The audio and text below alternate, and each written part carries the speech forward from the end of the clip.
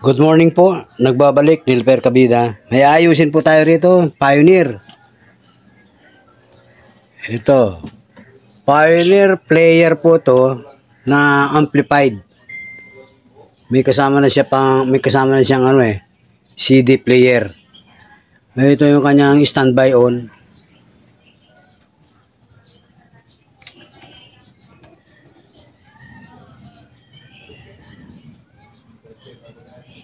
Ito volume ito eh.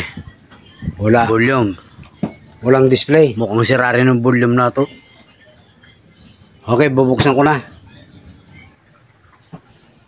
Galing na sa ibang technician pala ito. May nagbukas na. Oh.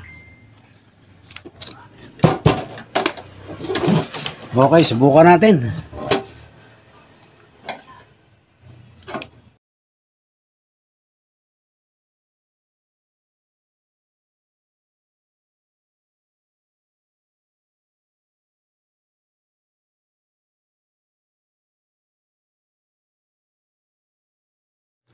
Pioneer DVD surround system. Ayan yan.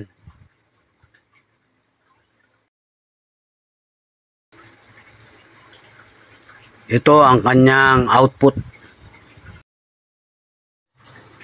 Testerin natin ang kanyang fuse. Ito ang fuse.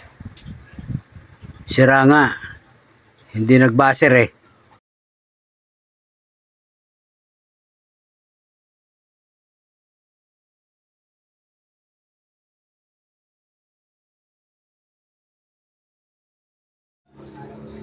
Tanggalin natin para malaman kung ilang ampere ang fuse na to.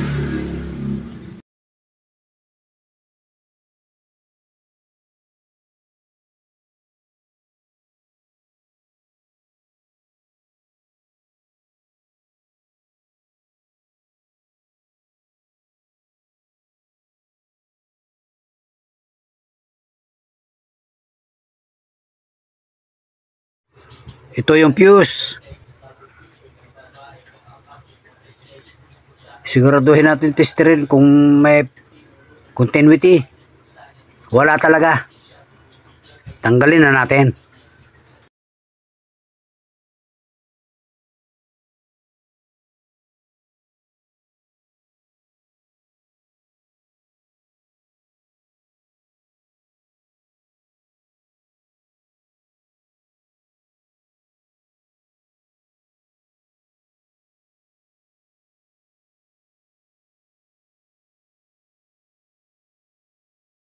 .3 ampere.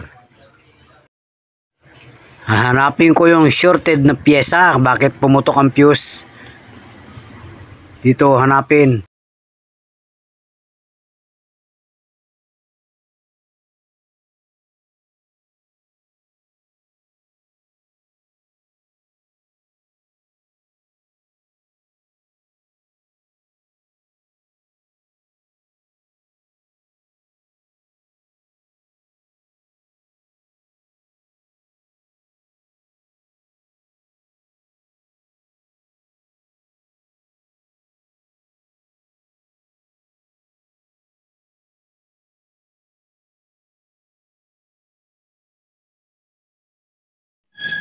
Walang available na ganito. Kaya pumunta ako sa tindahan at bumili nito. Wala rin silang available nito. Bumili na lang ako ng ganitong style. Lalagyan ko na lang siya ng paa para magkaroon ng katulad dito. 7 ampere. Ito naman, itong tinanggal natin, 6.3. 6.3 ito. Konting diferensya lang, walang problema. Wala rin available na 6.3. Okay, dito muna tayo. Kapag ka napaandar na natin yan, saka tayo maghanap ng ganito at papalitan natin ng okay. Dito, lalagyan ko muna siya ng lagyan natin ng paa para makaabot siya doon sa butas pag hihinangan.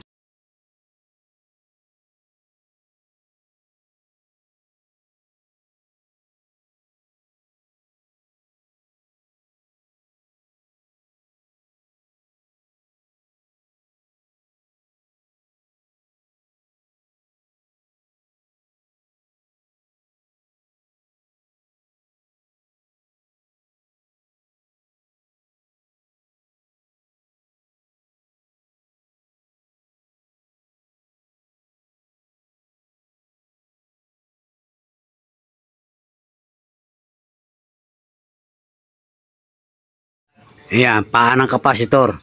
Yan ang ilalagay natin sa kanya.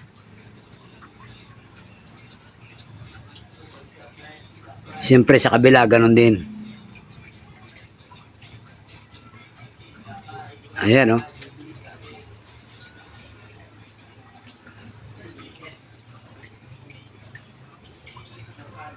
Eksakto lang sa butas yan, yung paa ng kapasitor na yan.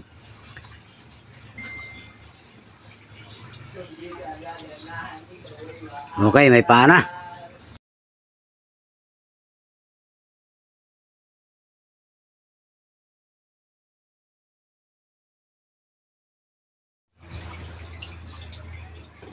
Good. Okay.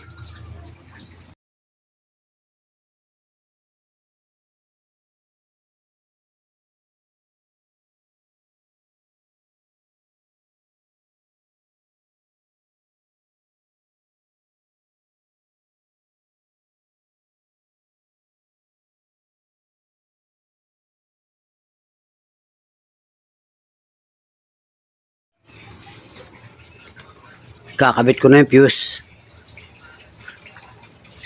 Testingin natin kung ano ang mangyayari pagka nagpalit tayo ng fuse. Wala akong nakita ng short eh. Kaya siguro aksidente lang na pumutok yung fuse nitong dating fuse niya.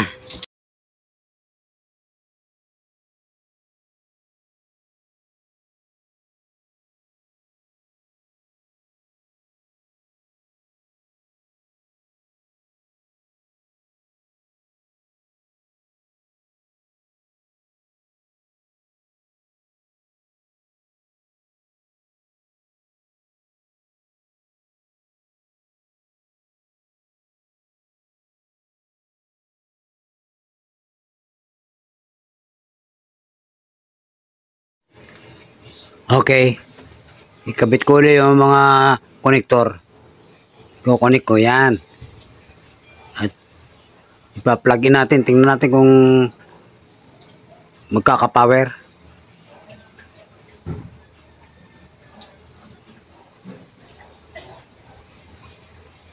Testing muna. Ayan. Okay.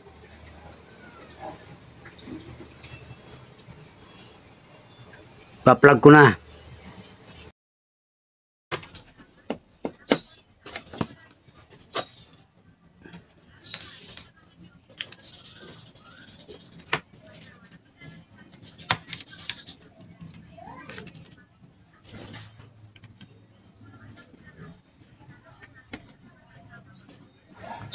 Naku! May short pa talaga. May spark. May short na pair, yes. Malamang na yung bridge type diode nito na ang may tama. Hindi ko lang na-test ng kanina ng husto doon sa likod ng PCB niya eh. Sa board.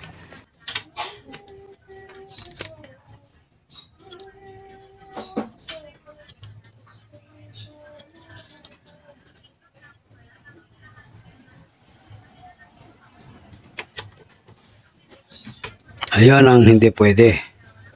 Ayan o, sira na naman yung fuse o.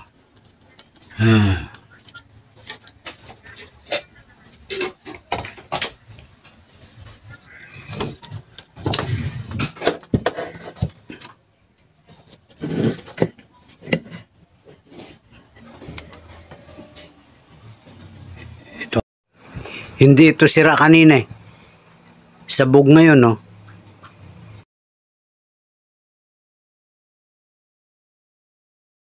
Sigurado ako itong bridge type na diode na ito na ngayon ang sira.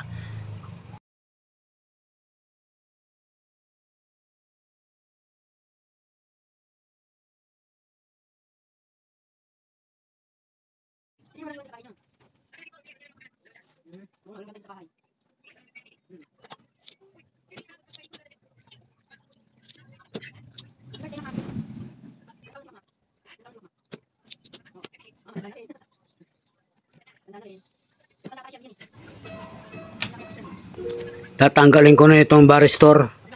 Sumabog na eh. Ito oh. Varistor or thermistor ito. Yun ang nakalagay sa board eh.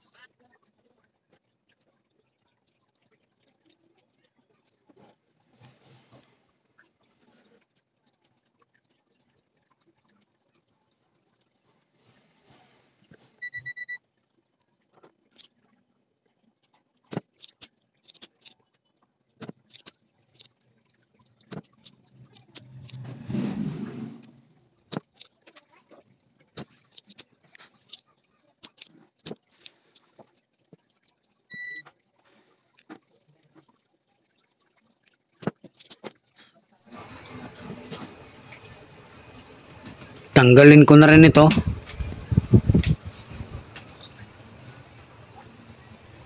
Ito yung bridge type. Ang kapal. Ang taas sigurong ampere nito.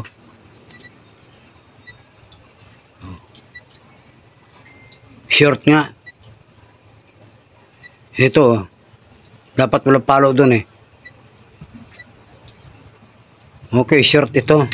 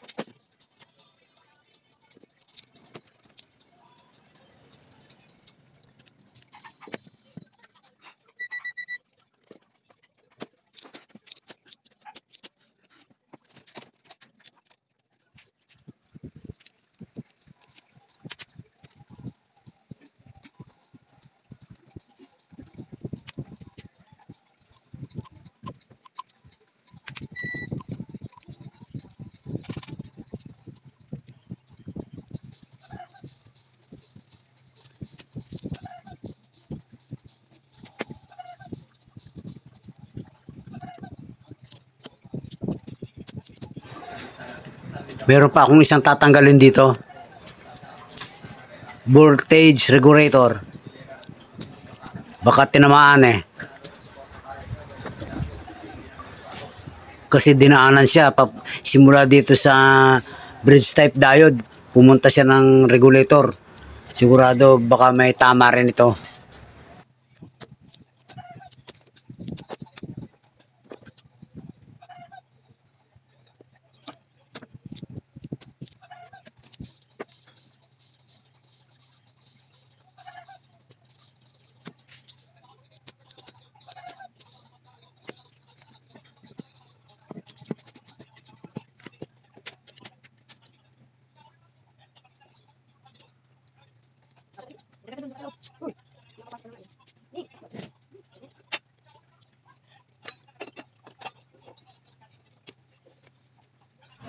Ito yun, yung voltage regulator.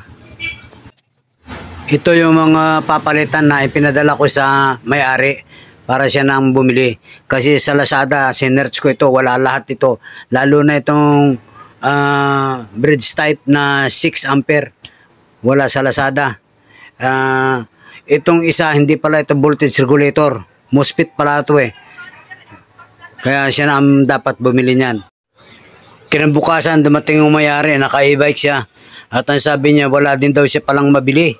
Kaya nagtapat na siya sa akin na ito pala ay galing na sa Pioneer Service Center.